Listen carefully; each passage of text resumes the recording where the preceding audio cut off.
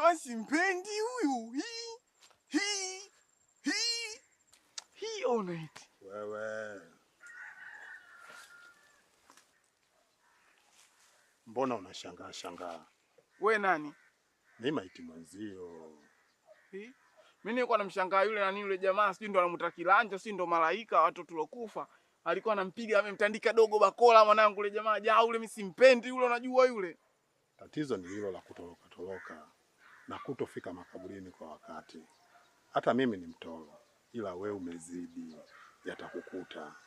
Wewe kwa unanijua mimi? Wewe si maiti mwenzangu. Ndio maiti mwenzako, ndo nakuuliza unanijua mpaka unasema mimi mtoro. Sisi huku wote kila anayekuja anajulikana. Wewe si unaitwa Vevo? Ndio mimi mwenyewe Vevo. Basi karibu kwenye mji wetu. Maiti wote tunatakiwa tufike makaburini kwa wakati. Sasa mimi na vitu vyangu duniani huko wenyewe bado na enjoy, ndio sipendi kuhudhuria huko makaburini. Huko inajionea raha tu, nikienda nakula vitu vya watu, machipsi, nikikuta maandazi kwenye madeli mimi nakula. Sina shida. Sielewi akili zenyewe mbili tangu niko duniani. Matatizo yako tunayajua. Matatizo? Ndio maana wewe ulibakwa mpaka ukafa. Kwa nini huwezi kuongea mpaka ongee kubakwa bako mjomba? Yaani maana madazi yako umezianza vizuri kuja kuharibu huku. Sasa mambo kubako umeingilianaje?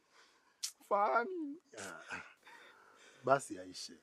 Ila wewe kuwa mwelevu. Wewe tangu umekufa na miaka mingapi wewe? Miaka mingi imepita Vevo. Mingi sana, sijui 700 au 800. Ngoja nikuulize, mademu vipi? Mambo ya mademu vipi? Mitungi kwa mfano ndo huko mambo ya mademu mitungi vipi? Huku bwana mademu hakuna. Na sisi huwa hatuogopi kufa, ila ukifa tatizo kuwasubiri wenzako mpaka waishe ndo kiama. Basi